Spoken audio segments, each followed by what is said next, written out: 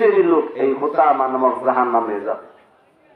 তাহলে সম্পদ থাকলে দান করতে হবে, যাকাত দিতে হবে।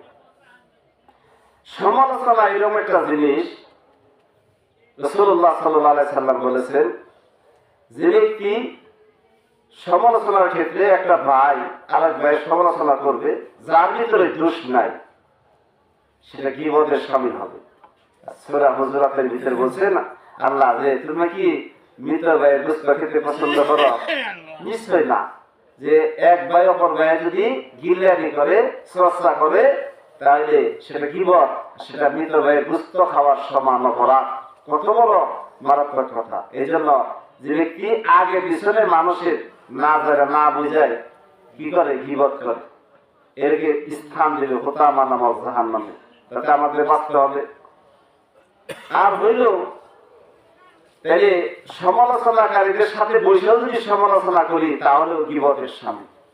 অনেক সময় বাজারে বসে রয়েছে আর সমালোচনা করতে, আমি তাল মিলাইলাম, তাইলেও কি সমালোচনাকারী সমতুল্য কি হইলো, আমিও গুনাহগারের অন্তর্ভুক্ত হইব। এটা একটা মারাত্মক একটা বিষয়, যেটা আমাদের মুসলমান মা বোনদের ক্ষেত্রে বেশি বেশি। কারণ মা বোনের তিনজন একত্র হইলে সবচেয়ে গীবত পর্যালোচনা হয়। এই জন্য এর থেকে যদি বাঁচতে চাই, তাইলে আমাদের কি মানুষের সম্পর্কে ধারণার থেকে আমাদেরকে বাঁচতে হবে। তাদের মিথ্যা, তাদের সম্পর্কে পর্যালোচনা করা, এগুলো থেকে কি করতে হবে, বাঁচতে হবে। 2 নম্বরের সম্পদের কথা বলা হয়েছে সূরা কসসের 76 থেকে 82 নম্বর আয়াত। আমি এই ঘটনা বলবো।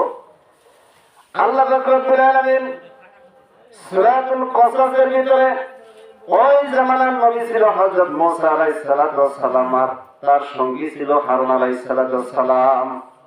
আল্লাহ পাক রব্বুল আলামিন কোরআনুল কারীমের ভিতরে যত জায়গায় যত ঘটনা আছে, সবচেয়ে কোরআনের ভিতরে মুসা নবীর ঘটনা সবচেয়ে বেশি। সুবহানাল্লাহ। আল্লাহ পাক রব্বুল আলামিন ডাকতে বলেন, মুসা কি করো?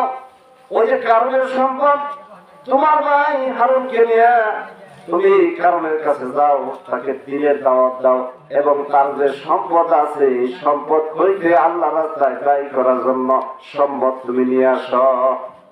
হযরত মুসা আলাইহিস সালাম আল্লাহর কথা মতো হারুনকে সঙ্গে করে কারণের কাছে চলে গেলেন। একটা গোডানের 70টা উট চাবি রাখার মতো একটা গোডানে এইরকম সম্পদ ছিল। ওর স্থানটা ছিল বালআম শহর, মিশর থেকে একটা অনেক দূরবর্তী একটা এলাকা। ওই এলাকার নাম হইল বালআম শহর। কিতাবের ভিতরে প্রমাণ হলো জানলেন, এত সম্পদ থাকার পরে হযরত মুসা আলাইহিস সালাম কারণের কাছে যাওয়ার পরে বললেন, কারণ তোমার সম্পদ তুমি আল্লাহর রাস্তায় দান করো। কারণ কি বললেন? কোরআনের আয়াতে সূরা কসসের ভিতরে আছে, কারণ বললেন এই সম্পদ আমারে আল্লাহ দেয় নাই, আমার জ্ঞান বলে বুদ্ধি বলে এই সম্পদ আমি কামাই করেছি। বলেন তো, মানুষকে যে সম্পদ দেয়, যে রিজিক দেয়, কে দেয়? আল্লাহ দেয়। আল্লাহ কোরআনে বলেন, আল্লাহু খায়রুর রাযিকিন। বান্দারে আমি আল্লাহ তোমার রিজিকের ব্যবস্থা করে দিয়েছি। সুবহানাল্লাহ।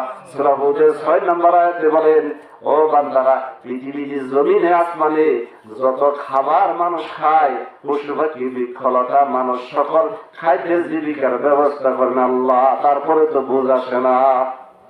ওই যে কিতাবের ভিতরে আছে, যখন চাইলে সম্পদ দাও তুমি আল্লাহর রাস্তায়, বলেন না না সম্পদ দিব না, এই সম্পদ আমার জ্ঞান বলে অর্জন করছি, আমি সম্পদ দিব না।